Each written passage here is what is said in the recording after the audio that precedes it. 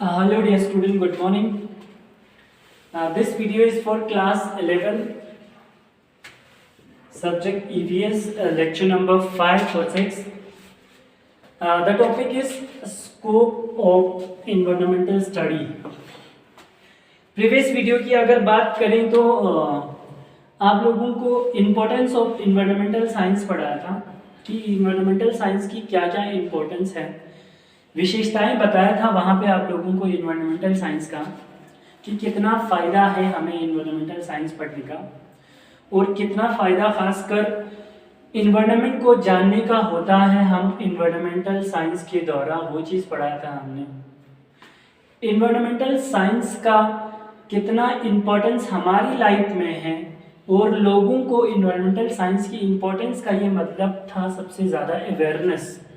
लोगों के अंदर कैसे अवेयरनेस फैलाया जाए और लोगों को ये बताया जाए कि हमारे इन्वायरमेंट में जो प्रोसेस चल रहा है और इन्वायरमेंट की कंपोनेंट को हमें समझना बहुत ज़्यादा ज़रूरी था। क्या है इन्वायरमेंट, किसे डिफाइन करते हैं, इंसान का या कोई भी लिविंग बीइंग का एक नेचुरल इन्वायरमेंट के साथ किस तरीके के इंटर रिलेशंस होते हैं और इस इन्वायरमेंट को क्लीन एंड प्योर कैसे रखना है। लोगों के अंदर वो सारे अवेयरनेस जगाने के इम्पोर्टेंस को हमने इन्वायरमेंटल साइंस के टॉपिक्स में पढ़ा था कि इन्वायरमेंटल साइंस को पढ़ना बहुत ज़्यादा ज़रूरी है। आज स्कोप में आपको इंट्रोड्यूस भी दिखाएंगे कि क्या क्या स्कोप है। सबसे पहले चीज़ तो आप लोगों को व्हाट इज इन्वायरमेंटल स्टडी वो देखेंगे, क्यों पढ़ते हैं हम। इससे पहले हम टॉपिक है स्कोप। स्कोप का मतलब यहाँ पे ये नहीं है कि कोई चीज़ पढ़ के नौकरी मिल जाना। असली स्कोप का बहुत सारे ये कि क्या स्कोप है उस फील्ड में कि हम पढ़ के नौकरी मिल सकता है कि नहीं, लेकिन ऐसा नहीं है। यहाँ पे स्कोप का मतलब है कि क्या बेनिफिट ले सकता है हम, ठीक है, किस तरह जान सकते हैं, क्या इन्वायरमेंटल स्टडी पढ़ के हम इन चीज़ों पे कंट्रोल कर सकता है। यही स्कोप होता है कि कितना बेनिफिट होता है इन्वायरमेंटल स्टडी को। This is the scope, this is the scope of environmental science, ठीक है। सो पहले हम इन्वायरमेंटल स्टडी क्या है वो देखेंगे। यानी इन्वायरमेंटल स्टडी एक ऐसा मल्टी डिसिप्लिनरी एकेडमिक है, एक मल्टी डिसिप्लिनरी सब्जेक्ट है, एकेडमिक लाइन कहे तो सब्जेक्ट लाइन है, एक ऐसा फील्ड है बिल्कुल सिस्टमैटिक, बिल्कुल अलग सा एक फील्ड है which systematically study about human interaction with their environment, जिसमें हम हमारी इंटरेक्शन एक इन्वायरमेंट के साथ कैसा है, बॉन्ड कैसा है, वो पढ़ते हैं हम इन्वायरमेंटल स्टडी में। For example is that we are directly or indirectly depend upon the atmosphere, we are directly depend upon the environment। अगर environment के अंदर atmosphere को ही ले लो, different component of environment have, like atmosphere is one of the component। अगर atmosphere को ही ले ले तो atmosphere में से हमें गैस प्रोवाइड, जो हमारे like O2 एक गैस है, ऑक्सीजन, जिसको हम इनहेल कराने का काम करता है। सो वो हम डायरेक्टली डिपेंड रहता है इन्वायरमेंट के ऊपर, ठीक है।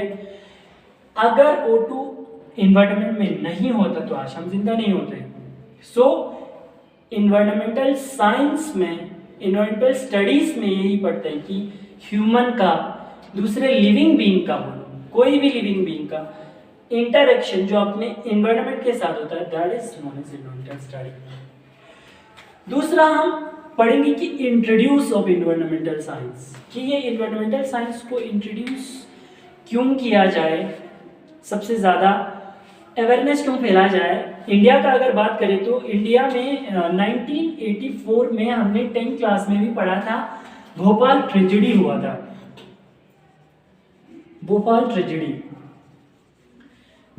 ट्रेजेडी में आपको बताया जा रहा है कि इसमें क्या हुआ था, आइसोसाइनेट एक ऐसा पॉइजनस गैस था वहां पे पेस्टिसाइड्स बनाते वक्त, एक वो गैस, उस गैस की लीकेज की वजह से वहां पे बहुत सारे लोग मर गए थे।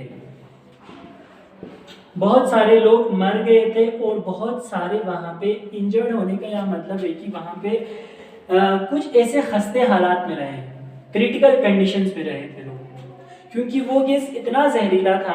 रात के 1 बजे बोला यही जाता है कि सर्वे के हिसाब से रात के 1 बजे रिलीज हुआ। वहाँ पे एक पेस्टिसाइड बनाने की फैक्ट्री है, उन फैक्ट्री से आइसोसाइनाइड, और पूरे आसपास के एरियाओं में वो गैस फैल के आसपास के 10 किलोमीटर के राउंड अप पूरे सर्कल में फैल के वहाँ जितने सारे लोग थे, रातों ही रात उसके आसपास के एरिया में जितने सारे लोग थे वो मर गए। अभी भी उस एटमॉस्फेयर में गैसेस का प्रभाव रहता है, असर है। वहाँ अभी भी बच्चे साइकोलॉजिकली थोड़ा फिट नहीं होता है, थोड़ा मेंटली फिट नहीं होता है। ये उस पॉइजनस गैस का इफेक्ट है उस इन्वायरमेंट में आजकल। और इतना उस पॉइजनस गैस का इफेक्ट हुआ, वहाँ की क्रॉपिंग पैटर्न में बहुत ज़्यादा फर्क आया है। क्रॉप्स जो उगता था सही तरीके के, वो आसपास के इलाकों में आजकल भी सही से क्रॉप नहीं उगता है। फर्टिलिटी बहुत ख़त्म कर दिया हमें सॉइल का। सॉइल का इतना गैस का इतना असर पड़ता है। उसको मद्देनजर में देखते हुए इंडिया में जो इंट्रोड्यूस किया था इन्वायरमेंटल साइंस को, इंट्रोड्यूस करने का ये मतलब है कि हर क्लास के बच्चे को पढ़ाने दिया जाता है, हर छोटे से छोटे बच्चे को, अभी तो छोटे से ही लेकर फर्स्ट क्लास से लेकर यूनिवर्सिटी लेवल तक इन्वायरमेंटल स्टडी को पढ़ना कंपल्शन कर दिया है। हमने जब यूजी करते हैं, आप लोग जब यूजी करोगे तो उसमें 2nd 3rd ईयर में भी आपको कंपल्सरी सब्जेक्ट पढ़ाते हैं। Even you are belonging to the science stream, अगर आप बिलोंग करते हो आर्ट्स स्ट्रीम से या किसी कॉमर्स स्ट्रीम से भी आप बिलोंग करते हो, तो उनको भी इन्वायरमेंटल स्टडी पढ़ना बहुत ज़्यादा ज़रूरी है, ताकि हम अपने इन्वायरमेंट के बारे में ज़्यादा अवेयर हो, ज़्यादा जानने की बहुत ज़्यादा ज़रूरत है। ठीक है, so the introduce of environmental science, यही एक मेन मकसद था इंट्रोड्यूस करने का।